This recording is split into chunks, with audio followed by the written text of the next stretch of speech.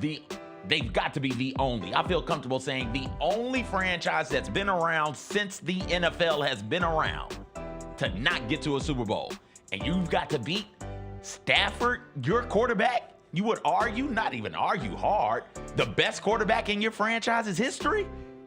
He's going to keep them from getting to a Super Bowl. And he's going to win a Super Bowl for the great state of LA or the great city of LA, whatever. And they're going to donate all the proceeds to the wildfires. No, they're not doing that. Stop it. Stop it. What's a storyline that will go further?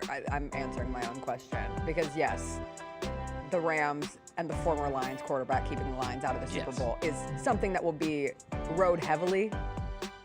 But I have already seen if Deion Sanders becomes the coach of the Dallas Cowboys, we will never hear about anything else ever again. That story leads, let's say it happens today.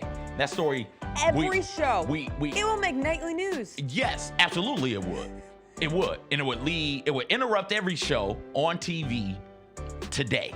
It would lead SportsCenter Wednesday, Thursday, Friday, Saturday, Sunday, Monday, Tuesday, Wednesday. Press conference, I'm assuming, will be Tuesday, a week later, Wednesday. Like, it would lead SportsCenter for the next week and a half, 2 weeks. I'll take it a step further. I think of the next 365 days, if Deion Sanders was named coach of the Cowboys, it would lead ESPN shows 340 of the next 365 days. Easy. Period. Easy. Every single NFL weekend, every single Thursday, Friday, Saturday, Sunday, Monday, guaranteed of the next year. And it would be mentioned as a major talking point on other ESPN shows, right? So it might not lead, pardon the interruption, but it would be... Isn't PTI dying? Is it? I don't know. No, that was the one sticking around.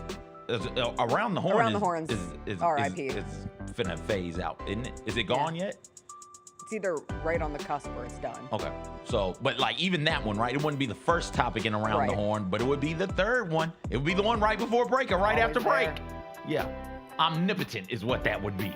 They did like 5 minutes on Get Up this morning on Vikings, Rams, and then immediately, could Coach Pratt be the next coach of the Dallas Cowboys? Here we are. What's up, everybody? It is Tuesday, January 14th. It is going to be a good day. Jessica Benson with you from the Grind City Media Studios in Memphis, Tennessee. CJ Hurt behind the glass coming up on today's show. The Memphis Grizzlies lost to the Rockets again. They are now 0-3 against Houston this season. We will discuss how it fell apart in the fourth quarter. Mike Wallace will join us. He is on the road with the team as they now head to San Antonio for 2 games against the Spurs starting tomorrow and Friday. Former Memphis Tiger Will Coleman will join us in studio. About 40 minutes in, we'll talk about the Tigers' latest win over East Carolina, the play of PJ Haggerty, and then we'll do some TV Tuesday, stories from the TV world. We have the next episodes of SNL. The host and the musical guests have been announced. Spencer Pratt has gone from reality villain to one of the most rootable characters in pop culture. It's bizarre. We'll also get into what we're watching, shows that we're into. I've watched a lot of TV this week, and I have one show that I wish everybody would watch. We'll talk about it. It's a Tuesday. You know what we say. Huh? Diggity dog. No, not Who is there? Stop what? Stopwatch. Well, you messed that up. I did. Stopwatch who? Stop what you're doing. Grizz Nation, it's time to send Ja, Sharon, and Dez to the 2025 All-Star Game. Oh! What did we just see, partner? Take 3! Take 3! Bain for 3. Bingo! This man Bain heating it up. Blocked by Sharon. Most versatile power forward in the game today. Head to NBA.com/vote, the NBA app, or simply use the QR code on the screen to send your Grizzlies to the All-Star Game today. Let's face it, there's a lot of trash talk in basketball, but the great teams let their performance do the talking. Like Ford F-150 with Pro Power on board, a class-exclusive industry-first feature that turns your truck into a mobile generator and leaves the competition speechless. Ford F-150, official truck of the Grizzlies. Greatness starts here at your Mid-South Ford dealer. Class is full-size pickups under 8,500 pounds, GVWR.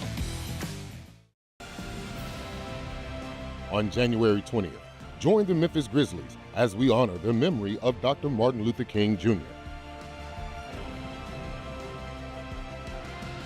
This year, we honor those who have carried out his vision with the 20th Annual National Civil Rights Museum Sports Legacy Award.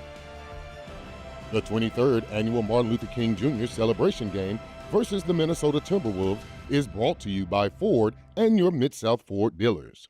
Sonic Radio. Welcome back to Sonic RNDIO. That spells radio with me, the CIO. This just in, the new Sonic $1.99 menu lets you build a crave-worthy meal for just $1.99 an item, whether that's a creamy shake, crispy tots, or a quarter-pound double cheeseburger. This just out. Ostriches. They're mean, not very cute, and in my opinion, way too big for a bird. Don't miss the Sonic Fun 99 menu. 5 items, always $1.99. Live free, eat Sonic. Tax not included. See menu for details.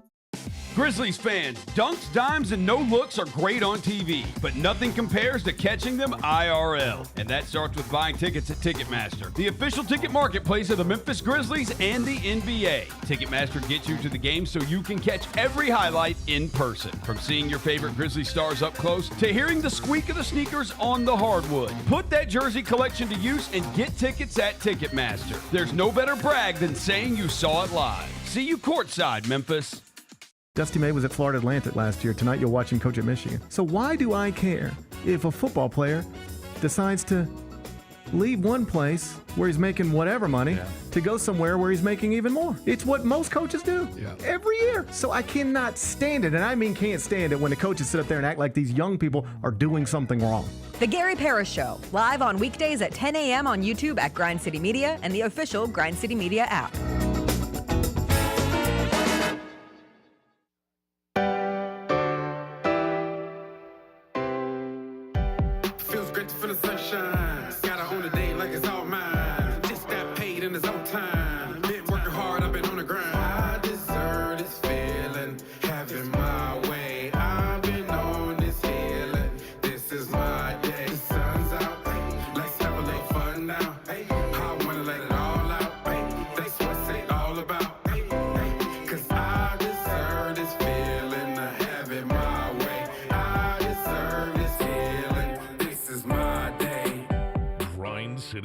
Presents The Jessica Benson Show with CJ Hurt, live from the Grind City Media Studios on YouTube at Grind City Media and the official Grind City Media app.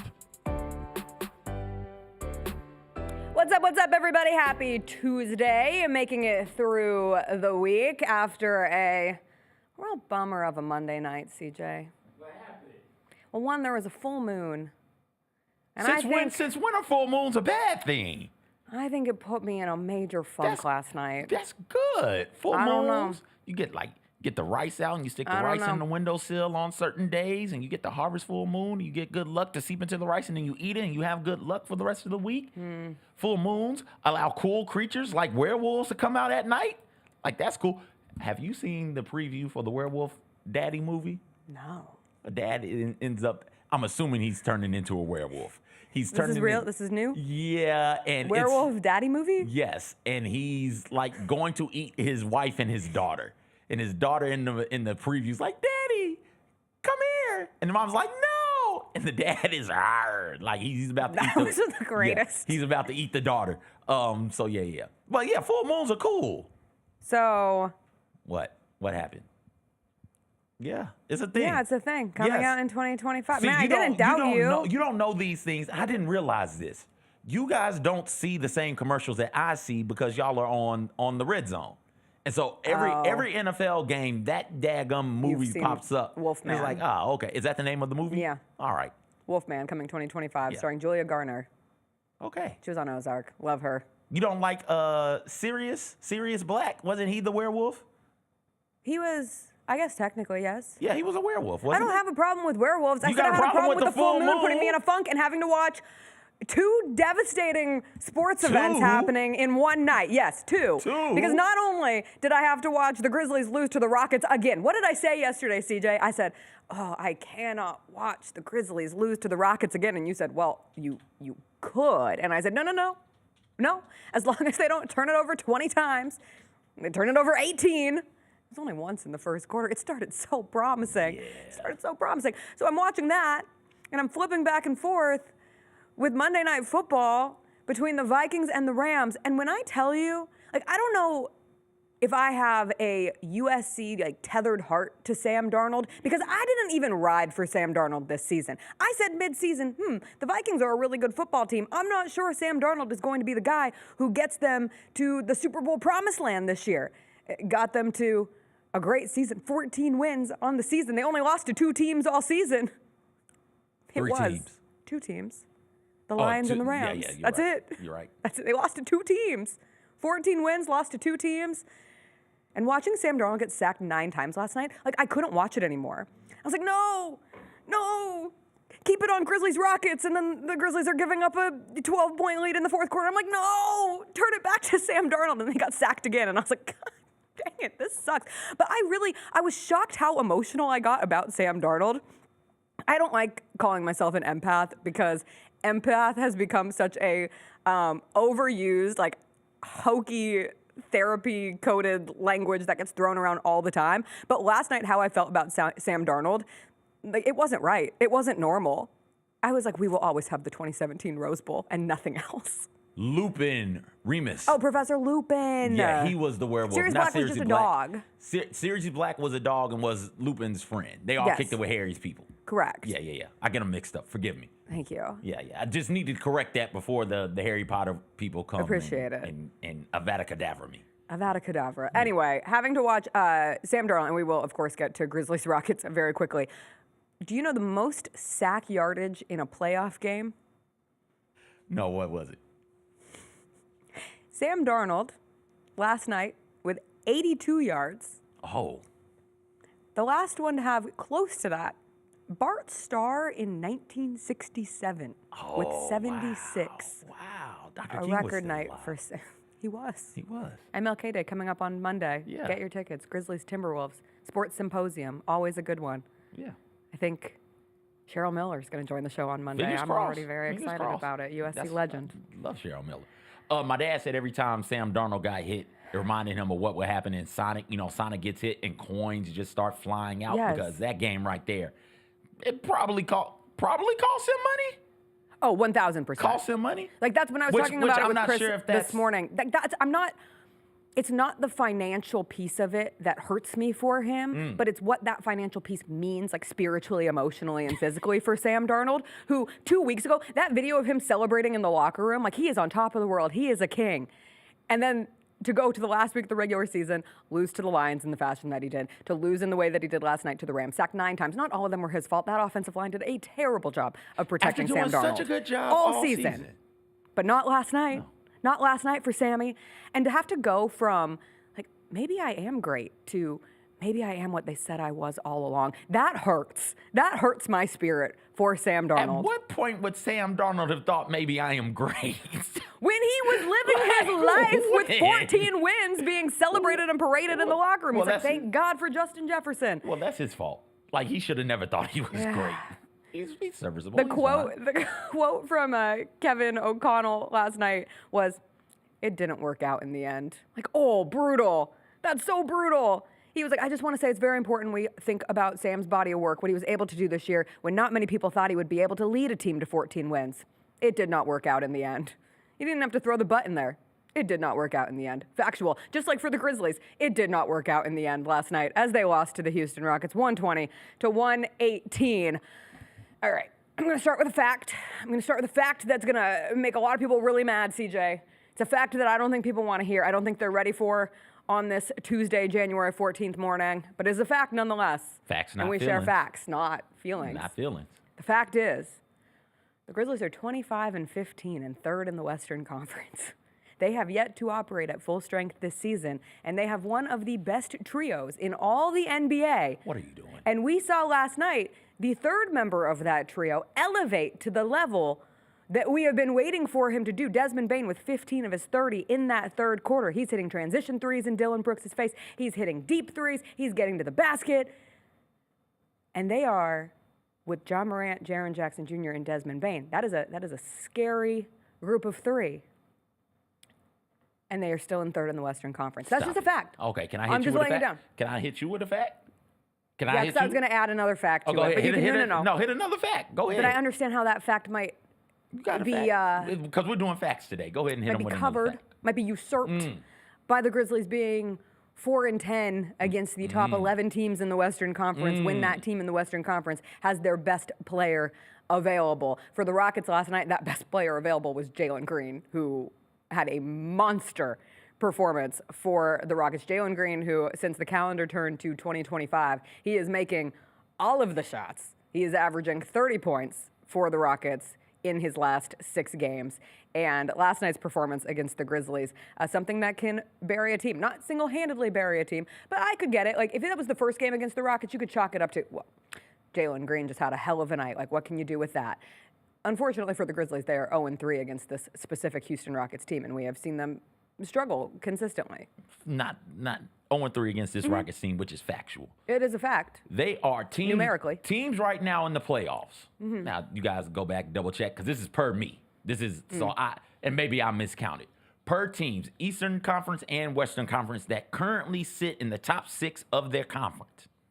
I do believe the Grizzlies are something like 6-8. They're 12-12 against Western Conference teams. I think in California, we talked about that. They hadn't won a game in the state of California. What about Texas? I don't think they've won a game in the state of Texas. They lost to the Mavs. They've lost to the Rockets twice. Now they head to San Antonio for 2 against the Spurs. Come on, we man. cannot make Texas the new California. Come on. All the rich people already tried to do that.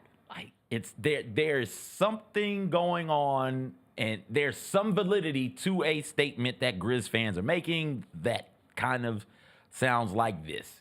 They don't beat good teams. I think there's something to it.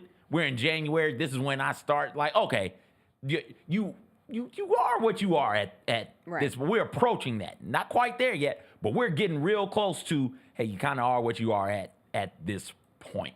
And not being able to beat good teams. I don't know if you guys know this or not, but in the playoffs, that's all you play. Gone all the Charlotte Hornets, gone all the Washington Wizards, gone all the Portland Trail Blazers, gone our teams like that. You're only playing good teams in the playoffs. So if you can't beat those, like then we kind of got a problem. I will say, like they need somebody else defensively on the perimeter to shut somebody's water off. And you got 2 dudes sitting on the bench coming back from injuries, hopefully sooner rather than later, and Marcus Smart and Vincent Williams Jr., and that should absolutely help with that. Because not just Jalen Green going off, but also, hell, Dante DiVincenzo went off. And it's like, okay, this league is too good to hold a really good NBA player scoreless, right? You're not going to hold a team to 0 points ever. Like, they're going to make shots. I understand That'd be that. wild. But you can't have these star going for 40. And Vince and Marcus Smart will absolutely help deter things like that from happening, right? You can't have the second guy on the team going off for damn near 30, and Vince and Marcus Smart will absolutely help deter that from happening. But right now, as it stands today, they got to do a better job against good teams. Otherwise, they're just going to fall further and further behind the Rockets and the Thunder and closer to the Nuggets as it pertains to seeding in the Western Conference, and you want home court advantage throughout. And both of those guys also give you psycho energy at the end of a game, which is not a statistical. We talked about it. Something's wrong with the really good defensive players on the perimeter in the NBA. And that can change the edge of the end of a close game. And want to know what the Rockets have? They have those dudes. Like, they have Dylan Brooks, who has that energy. Amen Thompson is a freak. Amen Thompson is a freak of nature. And watching him play last night, 19 points, 13 rebounds, 4 assists, 5 blocks, and 2 steals. Fred VanVleet has a little bit of that in him. Jalen Green, I wouldn't say he has psycho energy, but he and Ja are going back and forth. Ja hits that half-court, we'll call it a half-court 3. It was a little bit inside, but it was a deep, deep 3. And then Jalen Green comes back on the other end, gets inside. He was consistently getting to the basket last night, and listening to Brevin Knight yell about the Grizzlies figuring out how to go under screens, because the Rockets at one point were just running that high screen over and over and over again. It's way too high. It's not even at the top of the key. It's further out. It's right when you cross half court, and it was an issue with the Timberwolves also. I don't know if they're working on something, particularly for me. I love hedge and recover if that's how you're going to guard the screen. I love throwing 2 dudes at the ball handler and then getting back. But up that high, one, that's way too high to try and do that unless you're going to actively like trap the ball handler and then everybody rotate, scramble to try and force a turnover. 1. 2, too often the big defending, the other big setting the screen, he allows the ball handler to get by him. It's a lot like in football when you have a defensive end. You have to set the edge. You got to say, hey, you can't go past here. And on the game, Katie, bar the door. Katie, please. Damn door. Bar the damn door. Speaking of Katie barring the door, I got something to tell you about Peeping Tom, because we talk way too much about him and not about the chick riding naked through the street. So listen, too many times Jalen Green is allowed to turn the corner on that big and just get downhill. The game sealing layup. That's what happened. Jaren's out there way too high for Brevin and for us, we're saying. But Jalen Green Everyone's echoing Brevin on their own couches. Jalen Green just goes right by Jaren, gets downhill and gets to the rim. Like, that can't happen. Yeah, but it did. And listen, I would be remiss to not include the lineups and rotation patterns of the fourth quarter. The Grizzlies were up 12 with 8:18 left in the game, and the Rockets proceed to go on a 16-2 run between the 8:10 mark and the 4:32 mark. It was the Fred VanVleet 3 that put the Rockets up. Ja Morant sat in that fourth quarter from the 7:31 mark to the 4:57 mark. Jaren Jackson Jr. sat from the 7-minute mark to the 5:57 mark. So Jaren sat 1 minute and 3 seconds. Ja sat a little over 2.5 minutes. And I understand the frustration of that being too much in the fourth quarter of a close game against a team that felt important, a game that felt important to win, given the narrative that is building that the Grizzlies cannot beat good teams, given that you just gave up a game against the Houston Rockets on your home court, given that, yes, you ended up turning the ball over 18 times, but you had a season-high 17 steals. You turned the Rockets over 23 times and had 31 points off of those turnovers. And so I wanted to see Ja in the entire fourth quarter. I wanted to see Jaren in the entire fourth quarter. They both played over 30 minutes. Jaren played 30. Desmond Bane played 34. He was so hot in the third quarter. Would have loved to see them go to him a little bit more there in the fourth. Jaren, when he was going at Dylan Brooks, it felt like there was something to be utilized there, especially when Dylan and Alperen Şengün both had 5 fouls late in the game. Would have loved to see them attack that more. Ja played 37 minutes last night. Like, would you be happier sitting here today if Ja had played 40? No. Yeah. No. Like, the way people talk, I was like going to check the box score in the final minutes. I thought Ja played like 28 minutes based on the reactions. No. At a certain point, some of these dudes are getting weeded out. Like, that's kind of how it has to play out. Hey, we're in a tight game on the road against a really good team. Which one of you is going to step up and make a play? You want to know who made a play last night that this doesn't get talked about because they didn't win? Wells. That Jalen Wells 3. Yeah. I was like, oh. Yeah, Jalen. The second it gets to his hands and Chris is next to me, he goes, oh, you don't want him to. And I was like, no, let him. And he makes it. Yeah, I was like, that is a moment that he is built for. Jalen Wells has conducted himself appropriately. Yes. Jalen Wells, when everybody's healthy, got rotation minutes. Yeah. I don't know how many, but he's got them. He's got them. He's got them. Some of these other dudes is like, all right, y'all sit down. Also buried last night. Last night was hands down. I think I've explained this on the show before, but if you're new here, we only do highlights after Grizzlies wins, but we cut the highlights no matter what. And so it is me and our wonderful social media guru, Luke, working in tandem. He's cutting, I'm editing, I'm starting to write them, trying to get the story of the game. We're doing it during the game. We're messaging each other late last night like, I swear to God, if they don't win this one, we've put in so much work tonight, because it was the best not used highlights of the season. Hands down.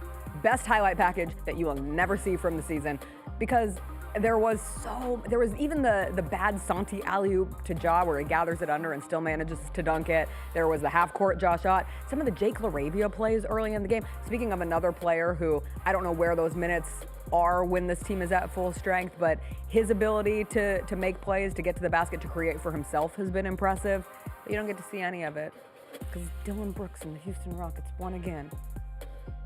We'll talk to Mike Wallace about it. He was at last night's game. I'm curious to get his perspective on what the tone of the locker room was after last night, how they look ahead to Victor Wembanyama and the San Antonio Spurs coming up with 2 games later this week. That's all with Mike when we come back.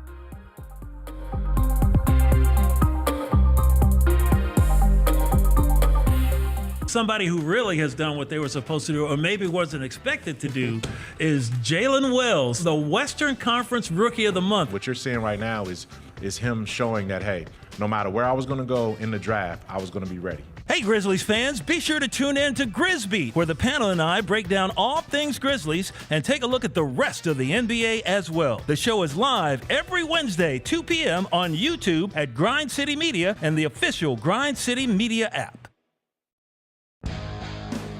Grizzlies fans know it's the team that gives you the edge. Big River Steel does too. And much like the Grizzlies have recruited legendary talent, we want you to be part of our team. Are you ready to be part of something legendary?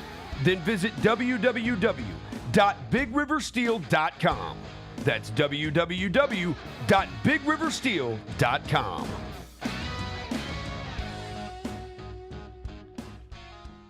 Kroger shoppers and Grizz fans, want exclusive last-minute discounted ticket deals texted straight to you during the Grizzlies 2024-2025 season? Sign up with the new Kroger Buzzer Beater deal. Fans can sign up by texting Grizz to 636-479 or visit your local Kroger store in the Delta Division and scan the QR code. By signing up, you agree to receive recurring automated promotional and personalized marketing text messages from the Memphis Grizzlies. Consent is not a condition of any purchase. Message frequency varies. Message and data rates may apply. When it's all on the line, you turn to the strong, the stable, the unwavering. To those with a history of raising their performance to meet the moment. It's true in basketball. It's true in banking. Grizzlies checking from Pinnacle. Play hard. Bank easy. Open a Grizzlies checking account with at least $100 and a recurring direct deposit by August 31st. And you could receive a $200 direct deposit bonus into your account. Details at grizzliesbanking.com. Member FDIC. Thanks for showing up, Memphis. Nothing beats catching your Grizzlies IRL, and nobody knows that better than you. So next time you want to hit up a game, Ticketmaster's got your back with tickets to every upcoming matchup. Whether you're catching the Grizzlies at home or on the road, you'll find tickets at Ticketmaster, the official ticket marketplace of the Memphis Grizzlies and the NBA. Keep putting that jersey collection to use and get Grizzlies tickets today. There's no better brag than saying you saw it live. See you courtside again soon, Memphis.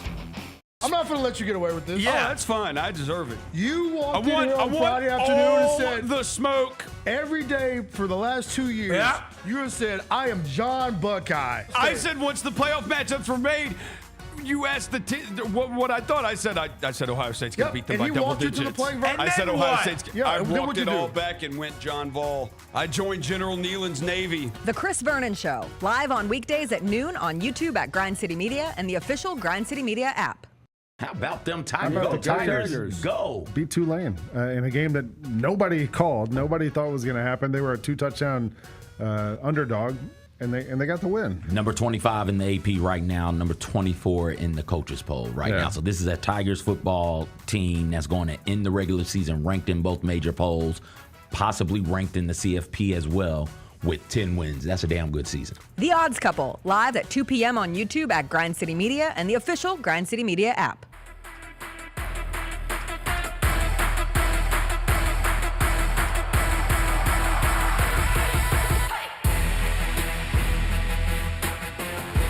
All right, the final last night in Houston, the Rockets 120, the Grizzlies 118. Mike Wallace was there for last night's action. Mike, are you already in San Antonio this morning? No, not in San Antonio yet. We're still in Texas, though. You know what I mean? But yeah, still in Houston. There's a workout scheduled for today in Houston, for the team, optional workout. And then it's on the road to San Antonio from here. So we'll be in San Antonio this afternoon. Well, you were going to be in Houston for Beyonce Announcement Day, but Beyonce Announcement Day has been postponed due to the LA fires. Do we know what Beyonce's announcement is or has anything? It's either her tour for Cowboy Carter or it's part 3 of the Renaissance Cowboy Carter fill in the blank of what her 3rd installment is going to be in this latest project. Okay. I think it's going to be the tour, would be my assumption. Okay, I got you. Yeah, well, we'll probably be. Yeah, I'm glad that she postponed it and put the attention back on the LA wildfires. But yeah, this is Beyonce's town, man. This is Beyonce's world at this point. So I'm assuming everyone's going to stop and wait and see what she has to say whenever she has to say it. Also, right, like if you're going on tour, you need that disposable LA income. So you got to wait for them to financially recover before you say, all right, here's the tour date. Everybody spend money on me. You can't. They're not going to spend money right now. Thoughts and prayers to the families impacted by Yeah, and the the California winds fires. again bad today, so hoping that it doesn't take off into another round of fires for people in LA County. Houston is Beyonce's home. Houston has not been kind to the Memphis Grizzlies this season, Mike, both in Houston and then here in Memphis. The Grizzlies 0-3 against the Rockets. What did you see in terms of when this game turned for the Grizzlies last night? Because they had a 13-point lead in the fourth quarter. You know what? It's crazy because we were on a radio broadcast last night. I was with Eric Hasseltine, and when Steven Adams came in during that early stretch, in either late third quarter or early fourth quarter, and up until that time, the Grizzlies had done a great job keeping Houston off the offensive glass. But then Steven Adams kind of imposed his will, got a couple of extra possessions, tapped a couple passes here or there. And then he was such an excellent passer off of the screen and roll game that he initiated it. So what we saw once Şengün came back and started doing those, split the double team, pass from the free throw line down to what they call the dunker spot, and Amen Thompson was dunking every other possession. Steven Adams started that. Like, he started that with Fred VanVleet and those guys. And I thought that flipped the game a little bit because the Grizzlies never really made an adjustment to that. They never really figured out a way to either prevent Thompson from getting to that spot on the block or trapping, the passer, the initial passer. And it was just one of those things where, once it started snowballing, the Grizzlies couldn't do anything about it. And it reminded me so much of that game, the second game of the season, when the same thing happened. The Grizzlies had a nice, comfortable lead late in the third quarter, and then in the third quarter, and just kind of unraveled because of Houston's ability to make that kind of flurry. Yeah, I think there were 3 straight Rockets possessions that ended in Amen Thompson dunks. Or at least 2 or 3. One was a layup, but it was the same thing over and over. How do you evaluate the Grizzlies' late game execution at this point and what you saw, particularly in the last couple of minutes at that point? Ja is back in, Jaren is back in, but offensively, you get the making something out of nothing pass to Brandon Clark, and he finishes. But then it almost felt as if it was back to, all right, clear the way. Let's watch Ja Morant make something happen, which, to his credit, he had done in the game against the Timberwolves with those 2 clutch shots. But how can you see improvements there as the Grizzlies try to figure out a way to win some of these close games down the stretch more consistently? There was so much irony in these last 2 games because, when you look at the way the Minnesota game played out, Ja didn't have a great game at all offensively for 3.5 quarters. And then in the last 2 minutes, he turned it on and was the hero of the game, made the biggest plays, the biggest passes, and the 2 layups at the end, or the 2 floaters at the end to win that game. And then in Houston, it was the exact opposite. He was cooking throughout the first 3.5 quarters. No one could stop him. He had his 3-point ball going. He was doing everything he needed to do. And then in the clutch, he has 2 turnovers, missed 2 free throws. And then, he forces a shot up, at a time when the Grizzlies really needed to pull back and try to run some and execute and run some clock. So, it was a skittish performance, and Josh said it himself in the locker room. I mean, the one thing that I will give these guys a lot of credit for is that they're quick to put things on themselves, even when, when it's a team win, it's a team loss. But he clearly said, I got to be better. Now, he's dismissively saying it, but it's I got to be better. And, that certainly is the case. Right now, what I'm seeing in execution with the Grizzlies is that, even though they had all of those fast break points, I never felt like they controlled the pace of the game the way they normally do.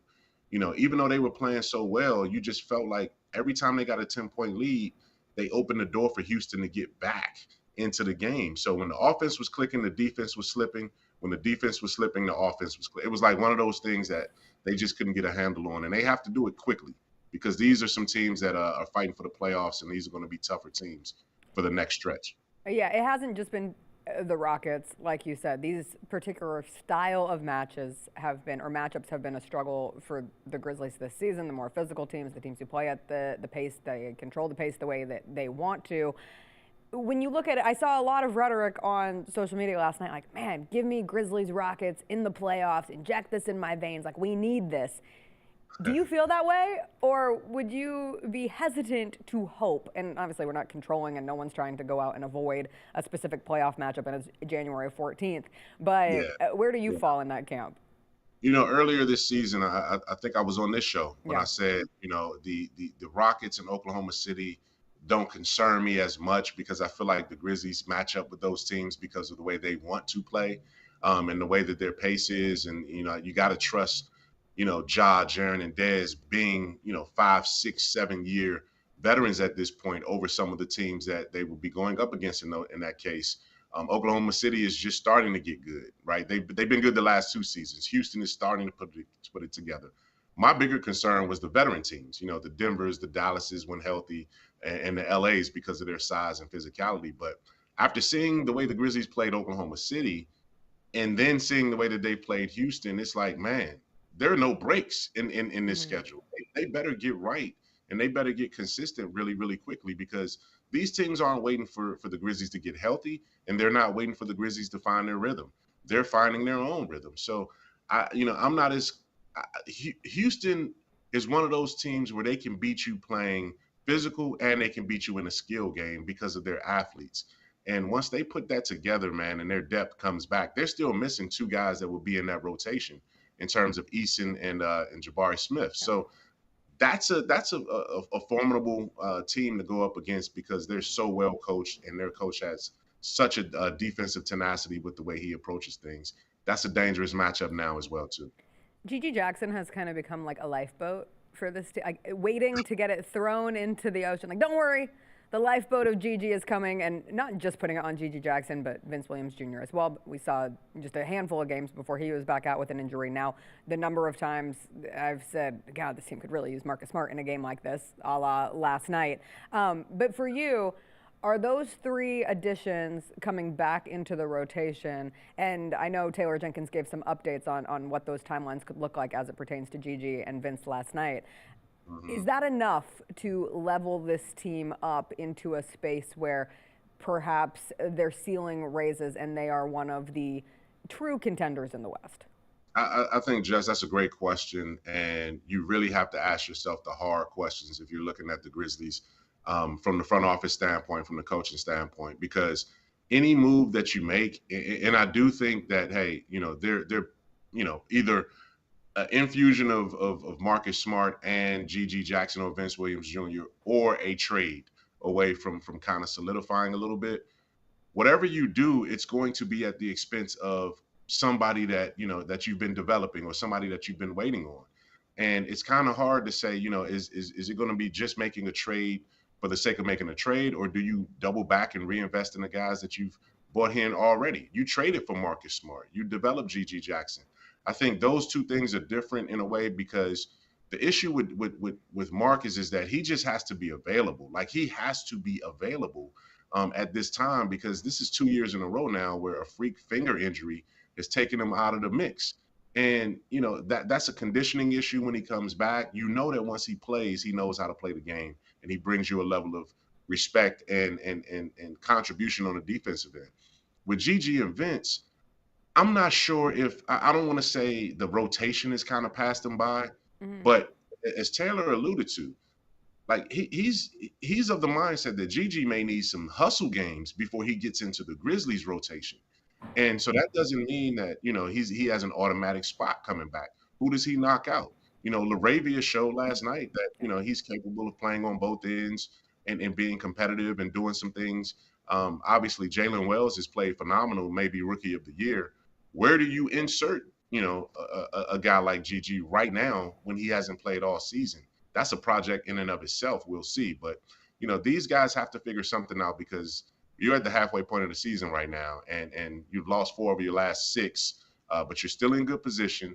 But having said that, Denver is creeping right up on you from behind at number 4 now, and then right behind them, you got to figure some things out if you're the Grizzlies. Put it like that.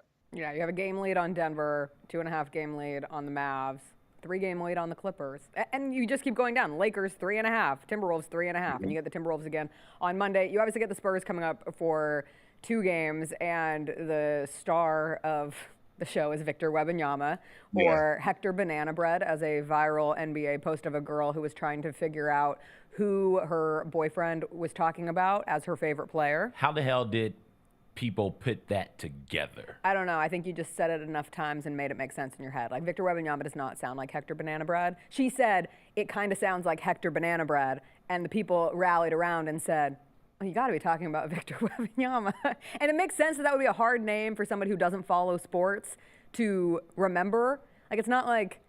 How old is this girl? How old is she? I don't know. About Did it have that in the? I don't think so. But like, I mean, if we're talking 6 or 4, that's different than when we're talking. It was for her boyfriend, Mike. And so when her do we start buying Her boyfriend is 21, so I'm going to assume that She's this young close to lady that is age. unless he's going to Cougar Town, and I would hope that she's not under 18, so somewhere in that age range. So Going she to said, Cougar Town. "I'm looking to buy an that in NBA Provo? jersey." What? Cougar Town, is that in Provo? No, Cougar Town was a great show with Courtney Oh, Cox. it was a show. Yes. I forgot about Cougar Town. One of the A women play on on Desperate Housewives. Yes, and one Yeah. of the women on Shrinking was on Cougar Town, and I totally forgot about how wonderful that show was. Anyway, she posted on NBA Talk on Reddit. She said, "I'm looking to buy an NBA jersey for my boyfriend, but I don't remember who his favorite player is. Can you guys help me out? My boyfriend's a huge NBA fan. I want to surprise him with an NBA jersey of his favorite player. I could just ask him, but I want that to be the last option. He did tell me his favorite player, who was a long time ago in a conversation. I have since forgotten. Here are clues. Boyfriend is 21. Boyfriend is fan of Lakers. We live in Dallas, but my boyfriend was born in Florida, but was raised in Georgia. He sometimes attends Mavs games. Ain't no way in hell. I'm absolutely certain this player is still in the NBA. This one is pretty dumb, but I vaguely remember that the player's name sounded like Hector Banana Bread. However, if I put that name into Google, I just get banana bread recipes. So the name is probably way off. Can anyone help me figure out who this player is? It's going to take a miracle." How the hell did they get to Victor Wembanyama from a dude who's a Lakers fan but lives in Dallas but born in Florida but kicks it in Georgia? Well, and she put an update, and she goes, "The player is most likely Victor Wembanyama. Thank you to those who prompted me to ask my boyfriend if he liked the Spurs," to which he replied, "Yes, my favorite player is on that team." So here's a Lakers fan connected to Dallas, Florida, and Georgia, but he loves Victor Wembanyama. So, you know. Or Hector Banana Bread. Hector Banana Bread. Shout out to Hector. So I cannot wait to see the Grizzlies go up against Hector Banana Bread on Thursday night. I am interested. I had a point to this outside of that wonderful story that took over the internet.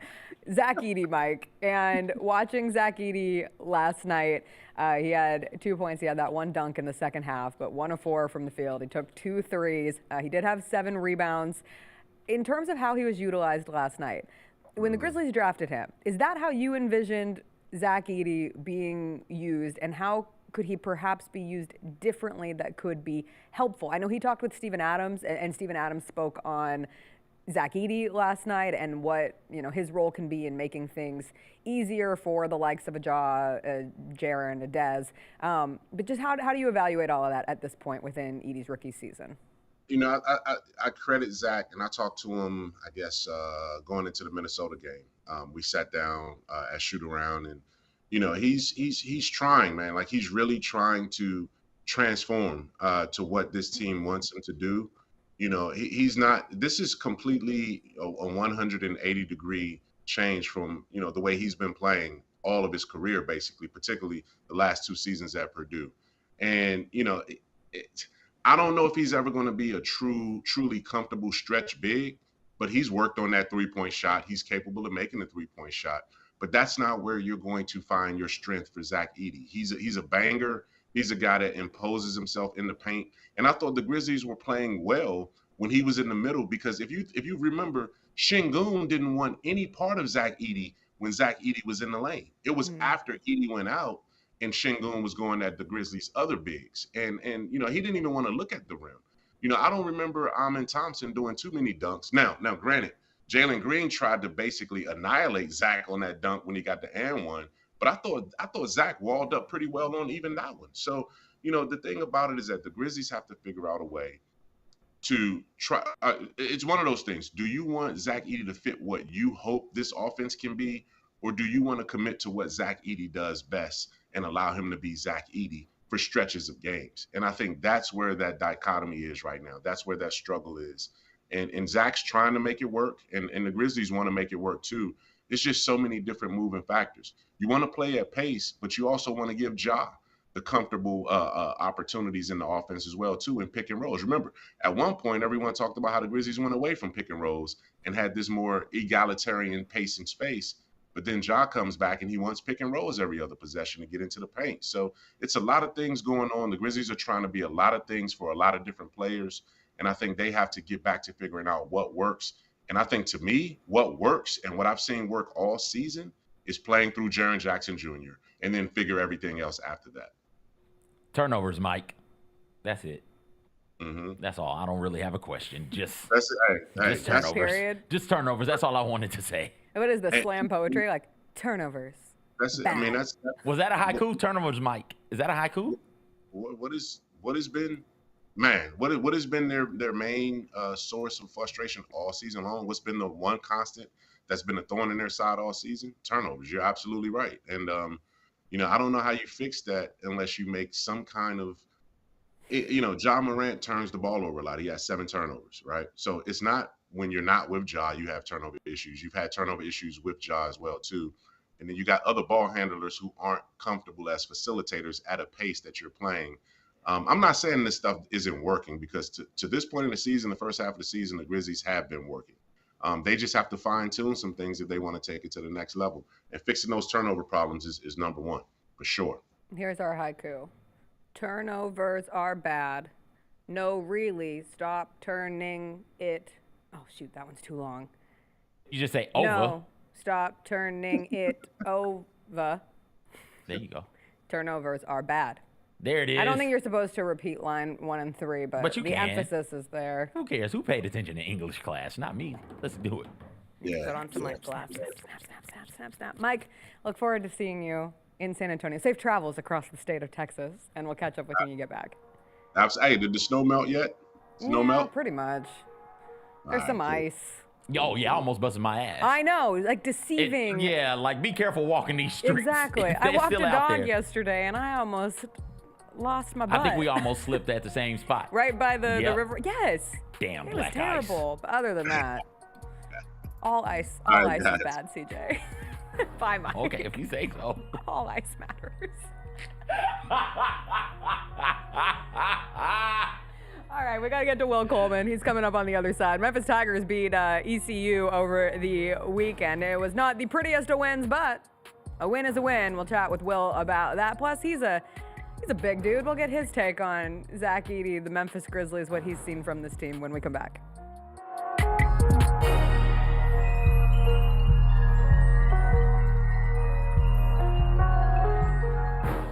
Grizz Nation, it's time to send Ja, Sharon, and Dez to the 2025 All-Star Game. Oh! What did we just see, partner? Take 3. Take 3. Bain for 3. Bingo! This man Bain heating it up. Blocked by Jaron. Most versatile power forward in the game today. Head to NBA.com/vote, the NBA app, or simply use the QR code on the screen to send your Grizzlies to the All-Star Game today. Our fans have a huge impact on our ability to play to the level that we're striving for. Drop off, Durant. Oh! Well, you wanted home crowd involvement. I love those moments where you see our guys engaging in the fans, and the fans just get pumped up. They are standing in FedEx Forum. I would hate to be on the other side with the opposition when FedEx Forum's rolling. That's such an unbelievable relationship that our group has with our fans.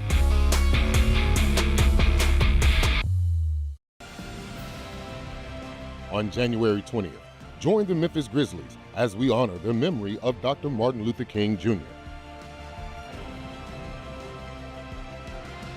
This year, we honor those who have carried out his vision with the 20th Annual National Civil Rights Museum Sports Legacy Award.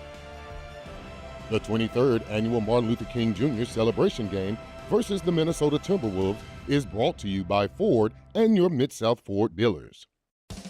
It's your turn to drive into luxury at Southland Casino Hotel. Join us on Saturdays to win your share of up to $1 million in free play and prizes. And don't miss the chance to take home luxury itself during the grand finale drawings. Drive off in a 2025 Land Rover on February 1st or a 2025 Range Rover on March 1st. 2 vehicles, 2 finales, 1 million ways to enjoy luxury only at Southland Casino Hotel. Must be 21 or up. Play responsibly. For help quitting, call 800-522-4700. Thanks for showing up, Memphis. Nothing compares to catching your Grizzlies IRL. And that all starts with buying tickets at Ticketmaster, the official ticket marketplace of the Memphis Grizzlies and the NBA. Ticketmaster gets you to the game so you can catch every highlight. Put that jersey collection to use for the next game and get Grizzlies tickets at Ticketmaster. Whether they're here at FedEx Forum or on the road, Ticketmaster's got your back when it comes to scoring tickets. And there's no better brag than saying you saw it live. Derrick Rose was honored in Chicago this weekend. That was cool. Former Memphis Tiger. One of the things I've noticed about him, he's immensely respected by his peers. Yes. People love him. People love Derrick Rose. I don't know exactly how to pinpoint it, but he matters to people. The impact that guy made in his hometown, on that franchise, and just on basketball in general, he deserves. There ain't an honor you could give him that I would argue with. The Gary Parrish Show, live on weekdays at 10 a.m. on YouTube at Grind City Media and the official Grind City Media app. I can't wait to see what your number one. If that's your number two. Number one for me. Come on, man. I listen to the Bells, Luther Vandross. I love Luther Vandross's Christmas album. I gotta go back and listen to that one, man. I'm sure I've heard it. To the Bells and they made me remember. Get all of your HBCU sports and culture news by tuning in to HBCU Huddle with CJ Hurt and Mike Wallace. New episodes drop every Thursday on grindcitymedia.com, YouTube, and Spotify.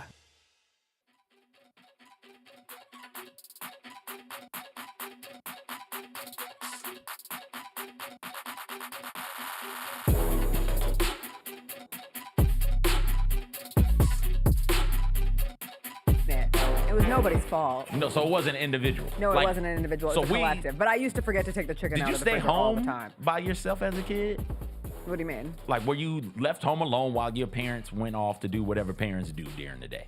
Yeah. Like in I summertime. mean, eventually. Okay. So At we what were age? Oh, no. I don't know. like 7? No. 7? No. Yeah, Will. Yeah. Like 15. 15. Like, I was also an only child. We I had gotta- no You're siblings. the only up in child at here. home at 7 years old. Yeah, no. My parents did not leave me alone at 7. wait, all by my lonesome. All right, so we don't need to get into that. But at like 9 or 10, whatever age you think is appropriate, I would say 10. I'd say 12. Oh, fine. Whatever, 12.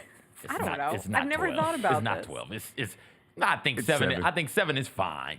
But It's at 7, at 7, you're just like, hey, don't open the door for anybody. Don't answer the phone. Don't touch anything in the house. Just sit in your room and be quiet. At like 10, they start, hey, this house needs to be clean by the time I come back home. And one of the tasks you were given is, hey, clean up. Yeah. Keep this house clean if it's already clean, and take the food out of the freezer, stick it in the sink so we have something to eat. And the amount of times that we just didn't do that, shocking. That's like alarming. a whooping.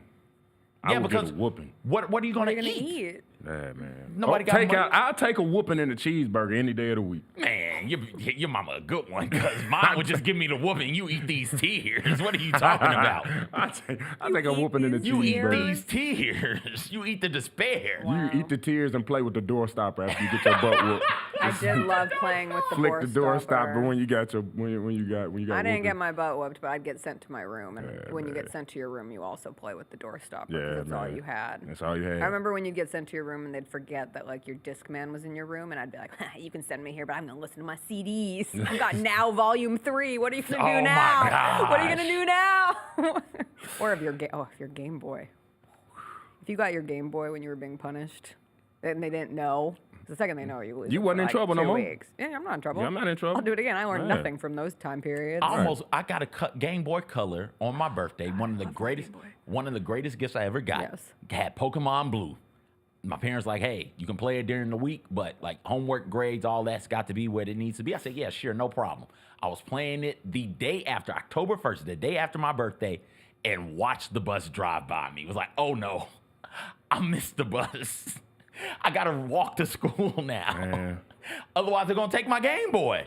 Couldn't have that. Shout out Miss Nika. She saw me walking. She's like, if hey. I missed the bus, I could not, I was dutiful getting to that bus stop because we were like 3 miles away from my school. I Oh, wasn't. you like I in could walking not walk. distance. I'm saying you like technically could. Could, I was but like I was had to about 3 cross a miles. major Yeah, dog. Oh, yeah. road, and by It's like major road I play- mean they go yeah. 45 miles per hour on Playing that Frogger thing. on the way to school. Yeah, it wasn't gonna happen. Wasn't gonna happen. Welcome, Will. Welcome. We were Hey, just talking in breaks. I do have a question. Well, for CJ. Okay. Just Yo. TJ, or you too, Jessica. What's the earliest you've ever been able to book a haircut?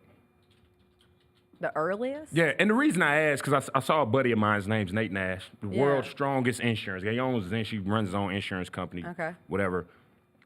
Big wig, big time, over at State Farm. I was looking at, it's a buddy of mine, I was looking at his Instagram story. He had his son getting a haircut at 7 a.m. Oh, earliest in the day. morning. In the morning. Like, how do you, that's how I know, like, you a high roller. No, barbershops don't open. Haircut at 7 a.m. Even dog? when I would go to like the barber colleges, those wouldn't open until like 10:30, 11. If you can get a haircut at 7, you elite of the elite. Yeah. Like, no, that's got to be your personal barber. Yeah, No, that's and then crazy. you get a barber, and it's like, yo, what time you gonna be at the shop? I'll come in real quick from 1 to 3. I'm all booked up. It's like, come on, man. That's kind of wild. Yeah, haircut as an adult. But now now I'm that thinking you- back, like when I was a kid, it wasn't my hairdresser, but like I had someone who would give me like French braids. She'd 'cause I braid your hair, Yeah, it's she'd fine. braid my Yeah. hair, and Baudelaire. there were occasional like 6th grade graduation. I remember she got up at like 6:30 to French braid my hair, and I look back and I'm like, you were such a nice. I person. walk by Gould some mornings, and people are in there, and it's like 6. Okay. So I 6? I'm like 6:15. I walk by Gould's up here off Madison, and there'll be people in there. Hey. Or But Maine, I would not rather Madison, have Maine. it done in the morning than like I would hate to be the person who's the last to 'Cause go. then your hair won't get done, Because right? it won't get done, and you're in a hurry, and they're in a hurry. Like Yeah. I would never book a haircut for Bad 5 o'clock. I don't service. think my hairdresser even goes that late. Because with Bad like service. having to color your hair, it takes 2.5 hours. Right. Every time I sit there, I'm like, how long? This is the length of a game. Speaking of games, the Memphis Tigers beat East Carolina. Pirates came in. They tried. They tried. sure the did Pirates try. tried to pirate. They did. They tried to steal and thieve their way to a win over the Tigers. But Memphis holds on, a 4-point win. They led by as many as 18. What did you see fall apart for this team in the second half? Man, Deep sigh, heavy sigh. I just think basketball is a game of runs, man. And I feel like sometimes teams can get away from what they were doing to secure a lead or to secure to secure the end goal, which is to get a W. But sometimes you'll go into a game and something's working and you'll do something right, and then all of a sudden you'll come out in the second half and you're trying to change something up thinking it's for the better. But sometimes it doesn't always work out that way. You know, defensive lapses, rebounding, shooting. I mean, you're not getting, very rarely will you have a night where everything's just clicking 100% of the game. And I think that's kind of been a stitch for the Tigers. We've been known to be a one-half team, either first half or the second half, and I think ECU was a prime example of that. Penny talked about the defensive pressure kind of coming second to the play of Haggerty, Hunter, Rogers, and perhaps some drop-off happening, knowing that there needs to be a change. If, as you watch this team, where do you think they could grow defensively and make that a part of the identity? I think the one thing with defense is always going to be communication. We got to make sure our guys are talking, and we got to make sure our guys – and it's doing the little things, because I remember watching a clip. I know it's not the same thing, but there was a clip of Damian Lillard talking. He was talking about going into the gym and doing the little things, even when he doesn't feel like doing them, to get his warm-up in to make sure he stays on par for game time situations where it may be dribbling warm-ups or form shooting or whatever the case like that. The little things are what you got to build on, right? You got to crawl before you walk. So talking, calling out screens, making sure you're letting someone know you're there if they get beat on an assignment, stuff like that. So I think if we can continue to do the little things, continue to build on those, we can find an identity. But I think sometimes those are some of the things that we lack or don't do, which causes lapses in defenses or schemes when we go into a game. Would you like to see more of them bringing out the full court pressure, where they go full out blitz, all the traps? We've usually seen it later in the game. They haven't gone to it as much maybe in the last couple seasons. That's Penny's thing. Since I've known Penny, like even when I very first met Penny, and I didn't even know who he was. I met him in Miami when I was at junior college. I didn't even know who the guy was, just because I wasn't a basketball guy. I didn't start playing basketball till I was in 11th grade in high school. So I had no idea who Penny was.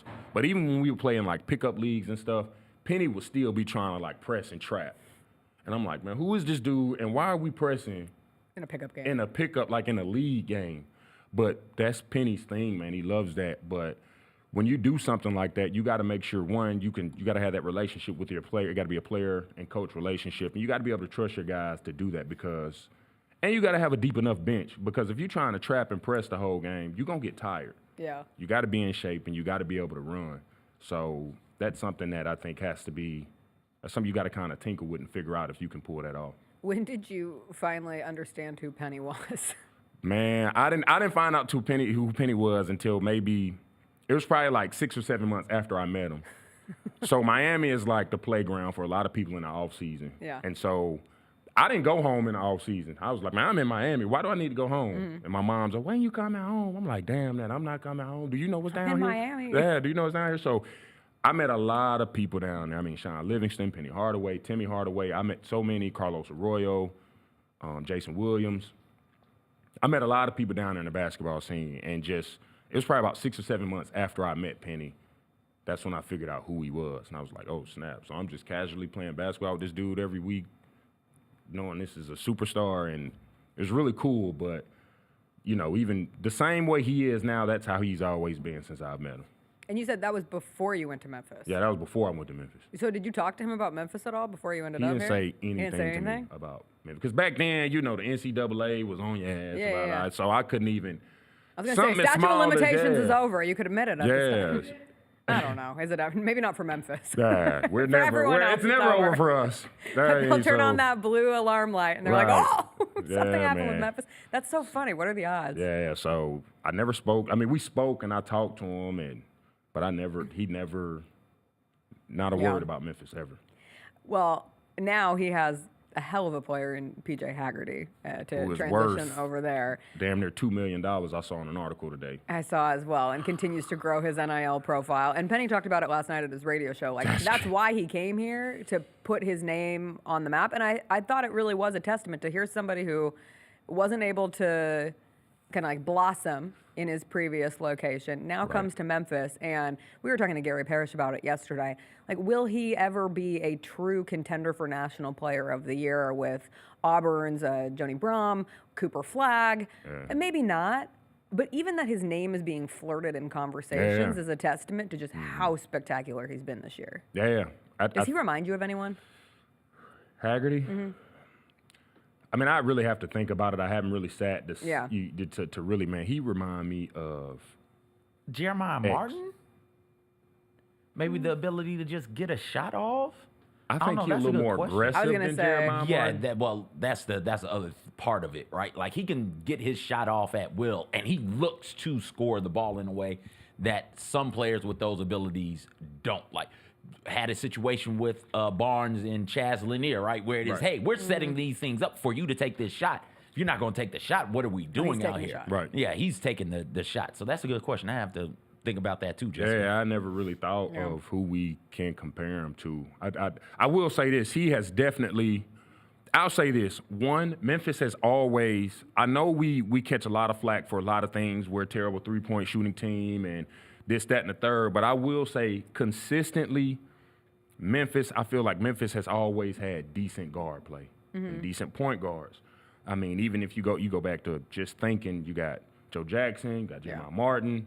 I know technically Haggerty, I mean, you could put him at 1 through the 3, I feel like. Kendrick Davis. Maybe does he remind you of Kendrick? Because that's who Jacob said. Other Jacob said Kendrick Davis.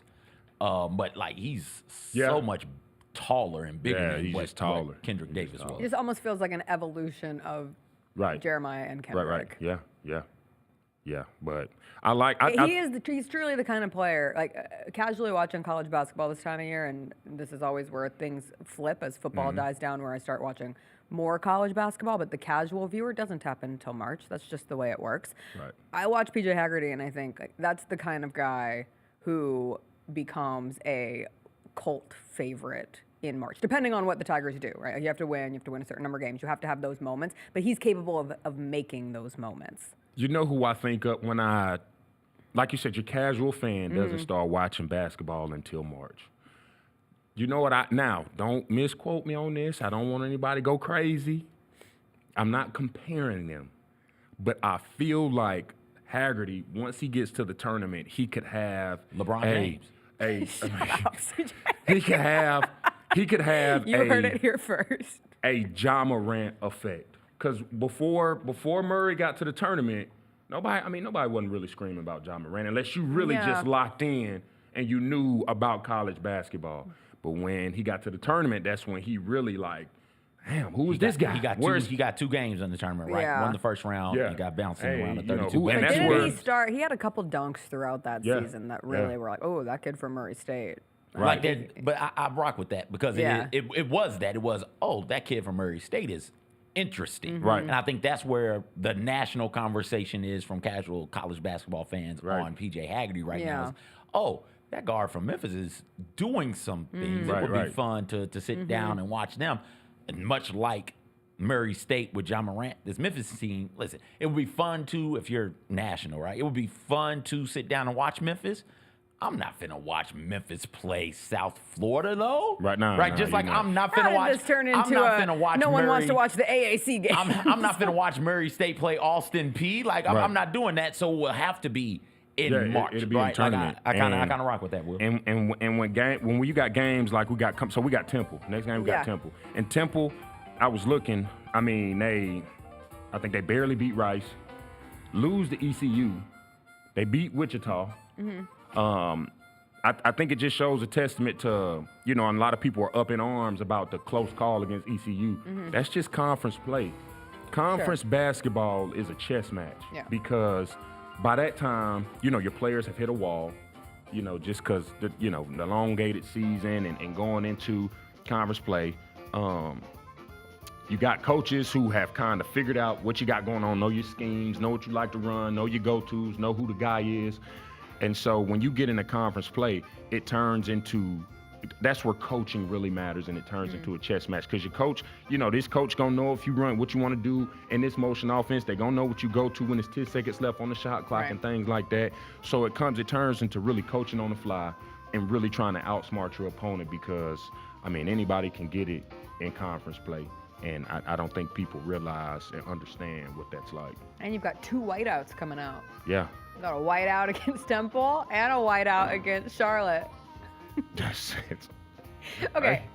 I don't know why I've never, the purpose of a whiteout from a player perspective.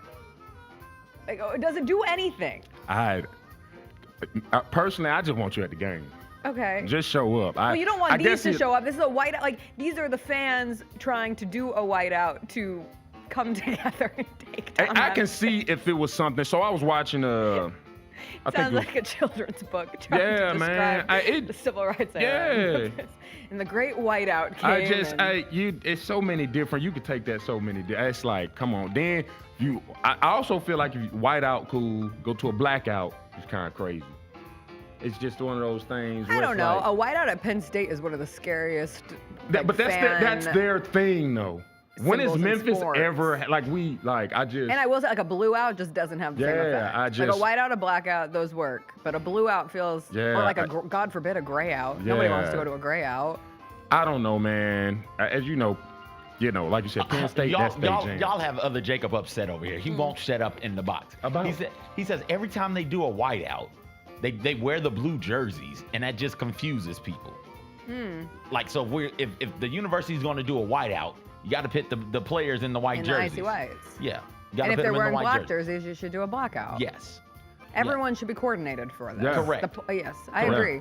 Okay, it doesn't seem in sync if you're doing it the other way. Yeah, we don't seem like we're on the same page. No.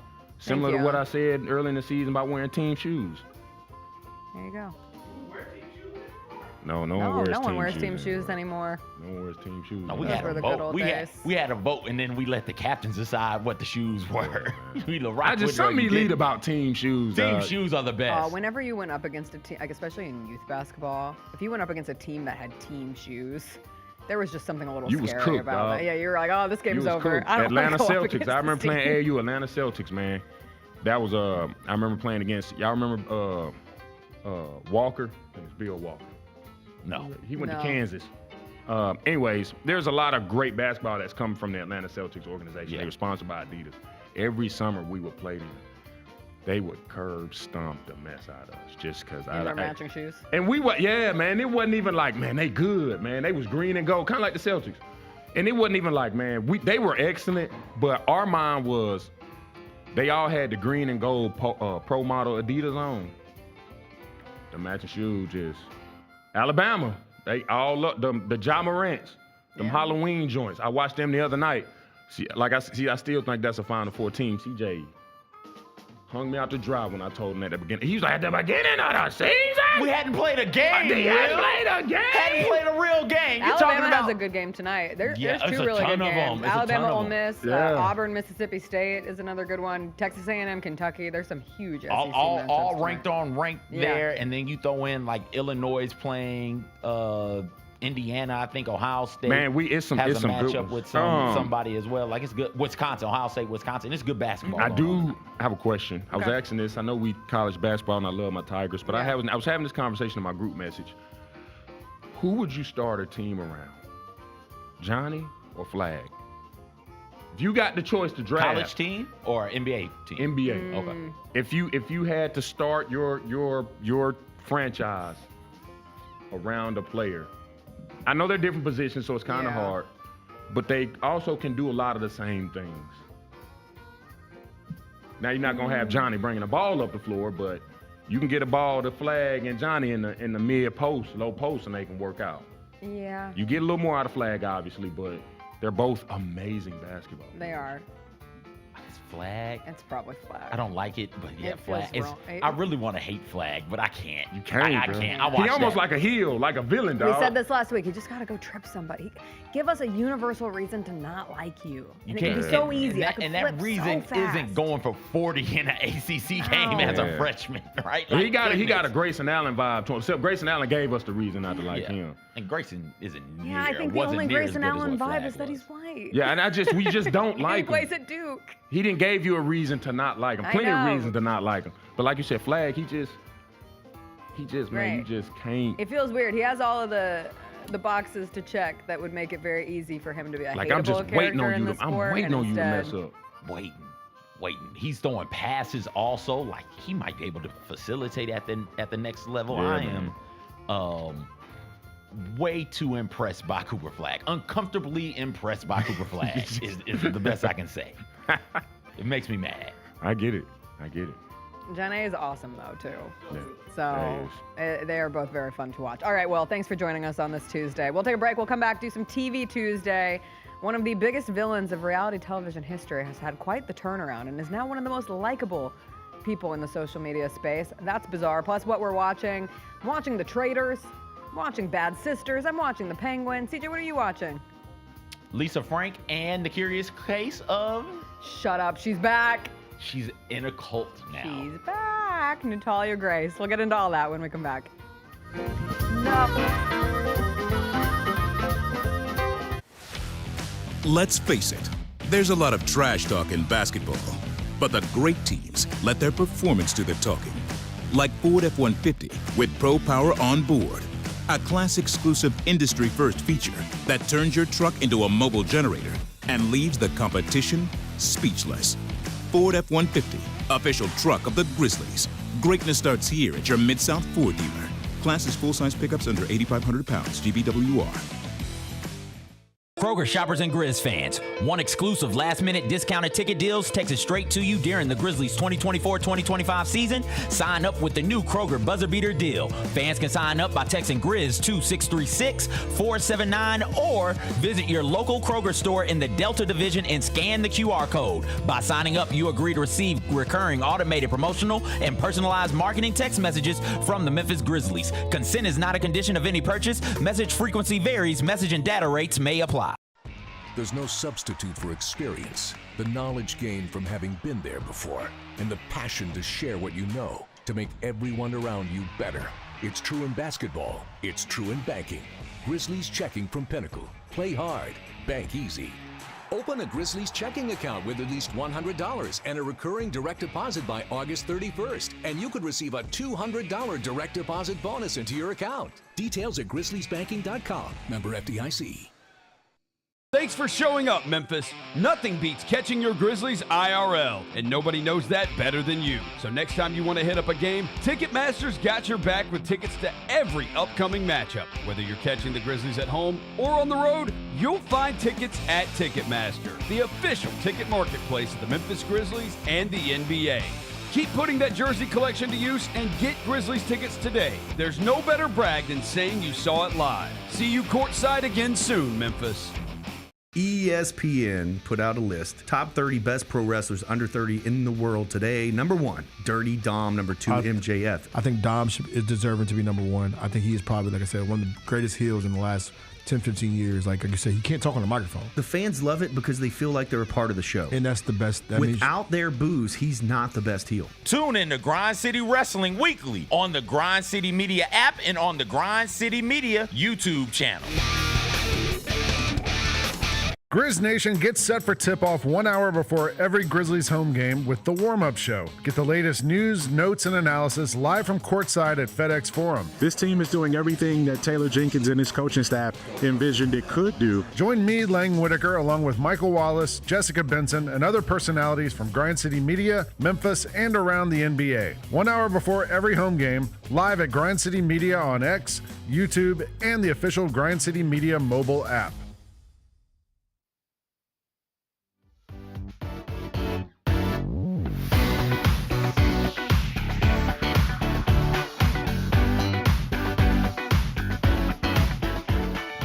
Welcome back. As we get into TV Tuesday, the craziest show in Memphis returns tonight, CJ. What? It's the season finale of the Memphis School Board meeting. I saw, who's the lady we like who Michelle ran from McKissick. there? I saw her. Did you see how fast that was? You saw her letter? Yeah, I saw her read little letter as well. Yeah, it was like, apparently they bumped the meeting up. I don't know. There's all sorts of tomfoolery occurring. Ooh, I wonder why Tom's the fool here. Good question. I'm gonna figure We have that figured out the Tom of the peeping. We have figured out the Katie of the barring of the door. Next up, why is Tom the fool? But we'll figure it out. But tomfoolery happening. I texted Chris. I was like, we got to sit down for the season finale of the Memphis School Board. He goes, Jessica, stop it. Why? You know, you can see that in person. Yeah, but that's You too can be a much. part of I the don't live have studio students in the. audience. No, that feels gross. I'll just watch everybody else. I do appreciate That's all the less parents gross? who. Well, those are parents who have children who are like fighting for their kids and the schools. And anyway, I'm curious how it goes down, and we'll see if we have updates. The last time I ended up watching 2 hours of a Memphis School Board meeting on a Tuesday That night. stuff gets, if you're invested, like it gets really interesting. I've watched the Simmons And it Banks. matters. I watched the Simmons Banks stuff. I watched the sale of the stadium to the university. I watched that for an hour and a half because I was curious about what that meant for the Southern Heritage Classic. Get some good stuff there, is all I'm saying. Yeah. Well, we'll see how it all goes tonight. Crossing my fingers for the best outcome for the kids and the city. All right, before we get into what we are watching on TV, CJ, we have had one of the strangest 180s of a person who was notorious for being one of the greatest villains of reality television in the great reality TV boom of the 2000s. He is now being seen as one of the most lovable members of pop culture currently, and it's him and his wife. It is Spencer Pratt and Heidi Montag. Do you know who those people are? No. That shocks me. Because, okay, when I say reality TV show villain, who comes to mind for you? New York. Great answer. New York. Was his name Steven, the one who popped that chick in Seattle as she was leaving the house? Oh, yeah. Real world. Yeah, but, okay. Diddy is another one making those people march and get the cheesecake.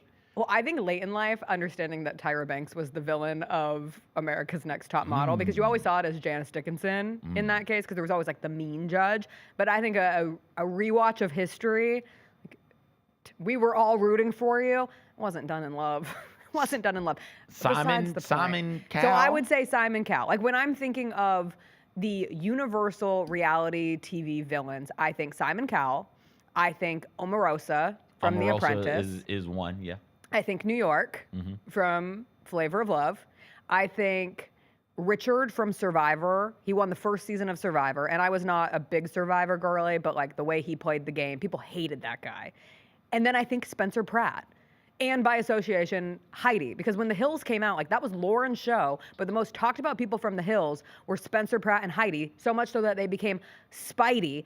And Spencer Pratt was truly one of the most unlikable dudes to ever grace our television. All right, you've got to help me out here, because I'm unfamiliar with everything that you're saying. Yes. You never watched, shocking, you never watched The Hills? All right, what is The Hills? The Hills was a spinoff of Laguna Beach on MTV. All right, help me out with Laguna. Laguna Beach was a show that followed rich kids in Laguna Beach, California, that aired on MTV in the early 2000s. And it was kids who went to Laguna Beach High School. They were super rich, and the shenanigans that happened to super rich people and their relationships. What was Jersey Shore? How old were? So but Jersey Shore is definitely a symptom of Laguna Beach. All right, so Laguna Beach is first, and then MTV says, hey, you know what? Let's give these people alcohol and have them age up a bit. And put them on the Jersey Shore and the chaotic nature. Because Jersey Shore came out in I want to say 2009? All right, I'll look And I think Laguna Beach would have been my middle school period. And then The Hills comes out of Laguna Beach. But that said, The Hills was originally supposed to focus on a woman named Lauren Conrad, who was one of the main characters on Laguna Beach. Okay, there we go. And she was starting a career in the fashion industry. And one of her best friends, her roommate, was this girl, Heidi. And Heidi and Lauren's friendship ultimately dissolves because of Heidi's relationship with this guy, Spencer. And if you go back and watch worst moments from Spencer Pratt on The Hills, you would think there is no way, ever, ever, ever in a million years, that this man one day will be beloved by social media, that people will be clamoring for more of his TikToks, calling him relatable, calling him funny, thinking he's one of the greatest things online. And that's where we're at right now. Spencer Pratt came across my TikTok a couple months ago, and I said, oh, this is a weird tone from Spencer Pratt, someone who, and I wasn't a huge Hills fan. I did not feel passionately about these people, but I did know enough that Spidey was the villainous duo coming out of The Hills. And there's scenes where Spencer berated his sister Stephanie. He treated her horribly. Is Spencer in high school when this is happening? At this point, they're out of high school. So when he's young adults. Okay, so Laguna Beach which one was first? Laguna Beach was first, The Hills is the spinoff. And Laguna Beach is them in high school, and then The Hills is them after high school? Yes, and The Hills theme song, important, is unwritten by Natasha Bedingfield. Okay. Just so you know. Just for some... Feel the rain on your skin. Just for some notes. Context. Laguna Beach came out in 2004. Okay. Jersey Shore... 2009? 2009. Yeah. There you go. All right. And The Hills is somewhere in between, 2006. All right, keep it going. So here's what I got. Laguna Beach is first. Yes. Laguna Beach is them in high school. The Hills is second. The Hills is them after high school. But it's particularly Lauren and then a new cast of characters that comes up with The Hills. Yes. Gotcha. The other one from Laguna Beach, who you might know, would have been Low Bosworth, Kristen Cavallari. Do you know who Kristen Cavallari is? What does that name She dated, oh my God, quarterback for the Bears. Jay Cutler. Jay Cutler. Thank you, Jay Cutler. Yes. She dated Jay Cutler. Because they would kick it in Nashville, and then they got divorced, and Jay got with Tommy Lauren for a little bit. Yes. And now she dated someone else, semi-famous, I think. But Jacob said their kids went to CPA. Where Jacob went? The more you know. Nah. Kristen Cavallari, Laguna Beach. Okay. Laguna Beach, Lauren Conrad. Lauren Conrad, spin-off, The Hills. Lauren Conrad's roommate, Heidi Montag. Heidi's boyfriend, Spencer Pratt. A part of the whole thing is Heidi chooses Spencer over from a girly girl perspective. You're watching a girl choose a boy over her best friend, and this boy stinks, reeks. So fun fact, to add another layer to this, I had a class with Spencer Pratt at USC. He all of a sudden enrolls at USC. Never really understood the details of it, but Heidi would come and take notes for him in classes at time. Bizarre period of going to the University of Southern California where random stuff like that just pops up. What class? It was one of my comms classes. Okay. Of course. But all that to say, Spencer Pratt has had a real rebrand in the last few months, and people have been thinking do I like Spencer Pratt? Is Spencer Pratt funny? Do I enjoy his content? Well, sad twist. Spencer and Heidi lose their house in the LA fires this week. So they lose everything. And Spencer gets on TikTok and he is being very forthright with, please watch these videos because I'm trying to make money off of these videos so that we can replace everything that we lost in the fire. And some people have had these very strange views on celebrities asking for help or asking for normal people's money. Hey, they're rich, they have everything. And Spencer has been honest, no, we don't have a lot and we just lost everything. So naturally, yes, please watch this video for a minute and a half and help me make $1,000 off this one, $500 off this one, whatever it may be. Another layer to it, he says, hey, will you go listen to my wife's album that came out in 2010? And it was a not very popular pop album by Heidi. I think we have. Do we have? I the think album we have cover? the album cover, which really speaks to a pop album that dropped in 2010. It is called Superficial, and it was Heidi's album. And that album is now #1 on iTunes after Spencer Pratt asked people to go stream this album to help sales boost from this album so that they could add that to essentially their personal relief funds from the fire. Enough people care about these people that her album is now #1 in the year 2025. Throw it back up, Jacob. I saw this. Was like, why is Jessica sending me something about being tardy for the party? This looks like you didn't watch Real Housewives of Atlanta. I did for a moment because I had a girlfriend who was into it. But one of their characters gets with Candy, who is from a famed Atlanta artist in, what's the name of the group? Why am I blanking on the group? She and Tiny in the same group. I'm blanking on the name. Escape, maybe? I think it's Escape. Okay. Anyways, she partners with this random chick because they got to give her a storyline on Real Housewives of Atlanta. And she looks like her, and she does a song called Don't Be Tardy for the Party. And it is a great song. So this album was a flop. And funny enough, in celebration of the album's 15th anniversary, Heidi announced a deluxe version of the album dropping on January 11th, which was one day before she lost her house in the fire in Los Angeles. And I remember back in 2010, because this was around when I was in college and they end up at USC, and they lost everything pouring money into this album. Like, they used all of their money to make this album that ultimately was a flop. And so then they never recouped their finances from the investment on Heidi being a pop star. But now, 15 years later, and after one of the most devastating experiences of their life, it's #1. They're like, we can tell our kids mommy was a pop star. I'm like, oh my God, how did we get here? But everyone's rooting for them. What's a good song off of that album? There isn't one. I listened to the whole thing this morning trying to figure it out for you. You're part of the problem. I did listen to it. Nothing stood out to you. I'm trying to support. I've donated to various GoFundMes and listened to Heidi's album. I'm doing what I can to support my former home of Los Angeles. No, literally nothing stands out. I'll Do It was one that had some TikTok virability. All right. Sorry. Oh, you gotta know. We can't have that happen. I'll be your blonde tonight if that's what you like. Whoa. Stilettos and fishnets Whoa. if that's what you like. I'll be your Whoa. hot mess. Schoolgirl and ew. Yeah. Whatever your type, baby. If Schoolgirl that's what in you what? like, I'll do it. Let's do it. Schoolgirl in curls. That's horrible for my former speech impediment. Schoolgirl in curls? Schoolgirl in curls. Okay. Schoolgirl You had an in issue? curls. You had an issue with the R? With the RLs Yeah. specifically. My dad can't say wet rag. My dad would make me say girl and world over and over again. He was like, my child will not struggle with this. You will fix it. Wow, the lyrics. NSFW for the rest of this show, where it goes. I was just bopping around to this as I was going back and watching the last 5 minutes of the Grizzlies-Rockets game this morning. I just don't understand how we are in a world where these people have done a complete 180 PR turnaround. And it was before the fire, from what it seems like. It had started before the fire, and I don't want to say that this fire led them, but just circumstantial. They got on more timelines because of their response to that. Obviously, people are looking to help in whatever ways they can, and Spencer Pratt has been this very reasonable and relatable voice on TikTok where you would be eager to help this version of him. But if you go back and watch, I went and watched the top 6 Spencer Pratt crazy moments. MTV has a YouTube video of his worst moments on the hills, and you will think there is no way that this person ever becomes rootable. And here we are. What were the moments? Do you remember? Yes. The way he talked to his sister. I will never forget the way he talked to his sister. Just down to her, mean yes, to her? You don't matter. Yeah, that's horrible. What older sibling, I'm assuming?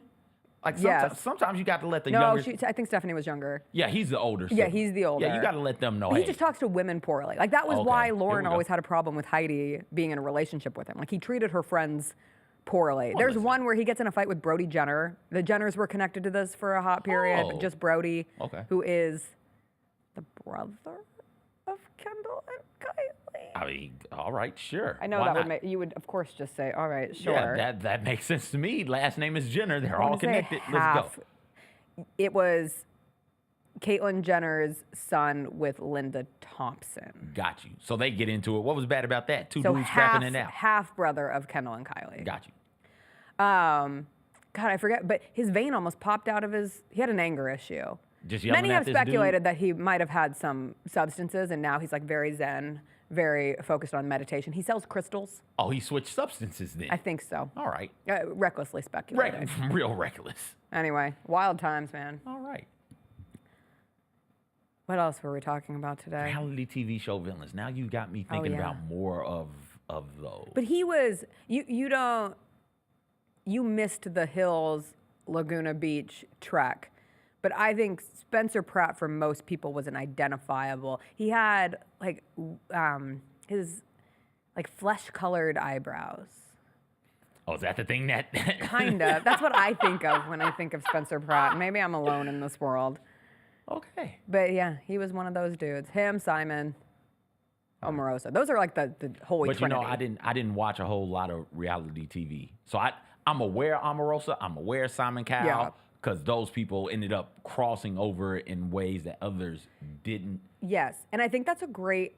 Chris and I were talking about this last night, like the lack of shared cultural touch points now. Yes. And that's only going to get worse. Yes. We're not going to share the same pop culture references ever again, and that has started to eat away at my brain. We started the show talking about Wolfman, and you had no clue. No. No clue because None. There's too many movies. You're consuming things differently than Yes. what I'm consuming them.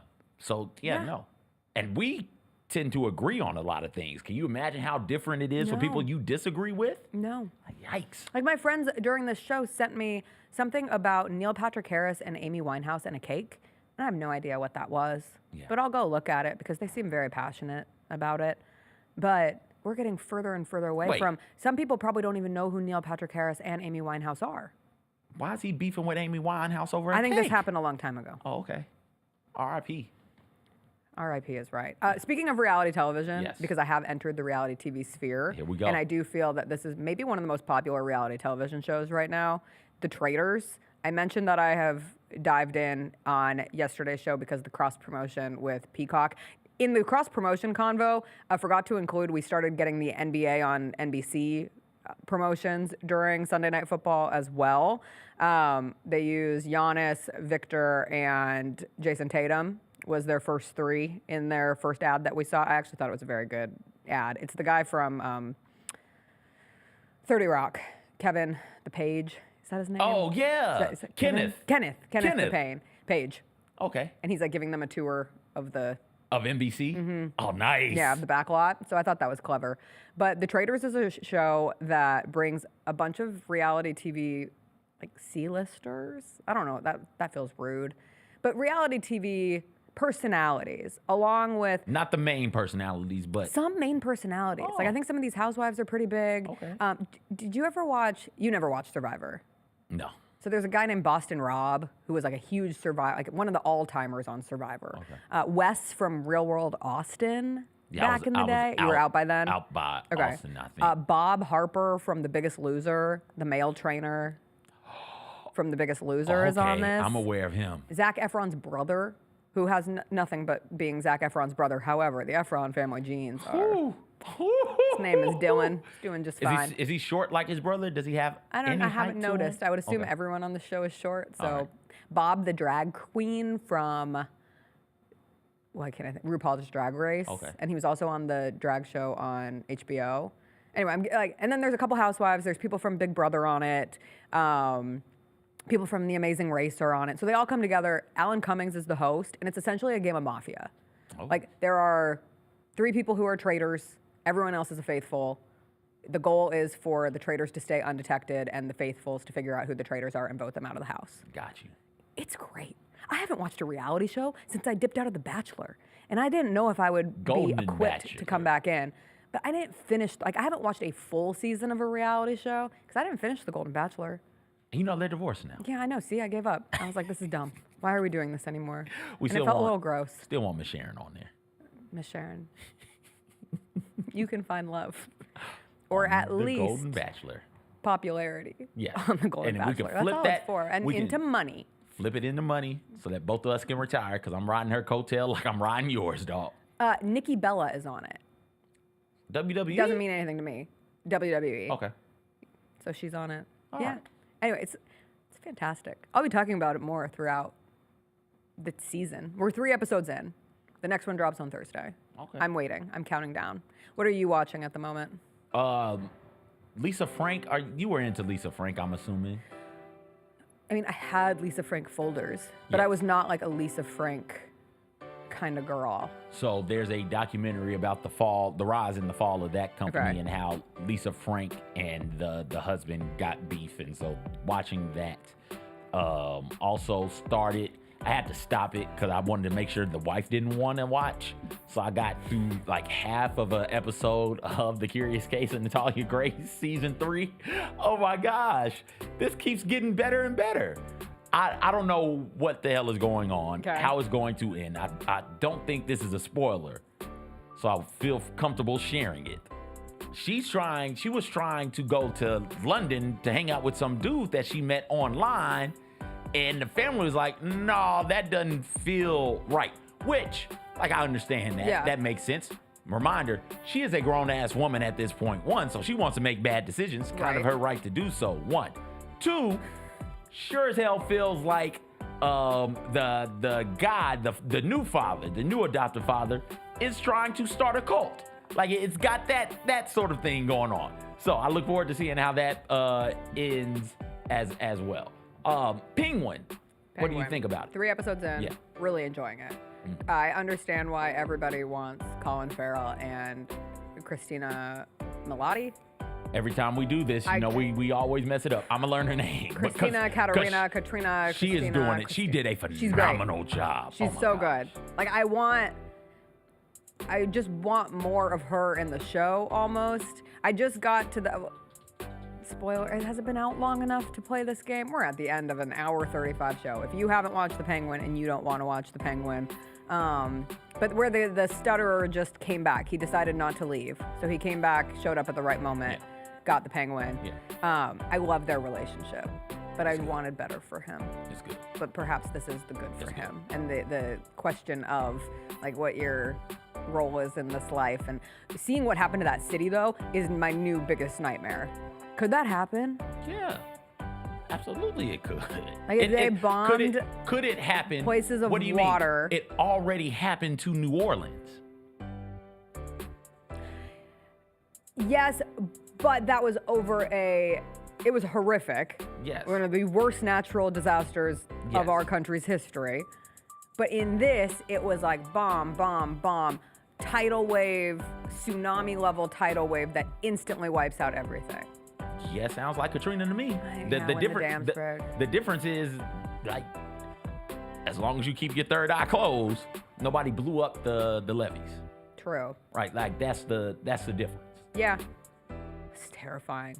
Oh.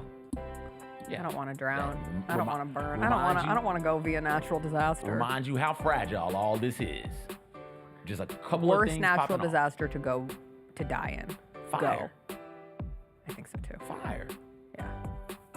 But I do think a tsunami wave is up there. Oh yes, all of them are bad. Like I never want to go to Sri Lanka because I have a tidal wave fear. I'm serious. That I just saw that was like the anniversary maybe came up. There was some model whose boyfriend died. Again, cultural touch points of which we are all losing. Some she was on the cover of People magazine after it happened. It was horrible. But she talked about how she like hung onto a tree for 15 hours. Anyway, what a happy note to end on. We started with sad Sam Darnold getting sacked 9 times, the Grizzlies losing to the Rockets, and we ended with the horrific tsunami in Sri Lanka. We'll be back tomorrow. We'll try to be more positive with it all. I think I was positive enough today. Maybe Deion Sanders will be the head coach of the Cowboys by then. We'll see. He was going to join us. Like, you got Prime on. Maybe Coach Prime will join us. You never know on this here show. It'll be a Grizzlies game day. We'll see you then. Have a great rest of your Tuesday. Bye. You were supposed to be more positive this year. Mudslides. Earthquakes. I've got a fear of the earth opening up and just swallowing me whole. But if in the earthquake I just got like hit in the head with something that fell because of the earthquake, then it goes down. But if I fell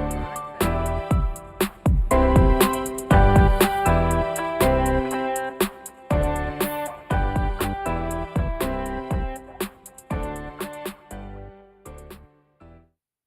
tornado, I'm going to see cool things. No, we are not. Like I'm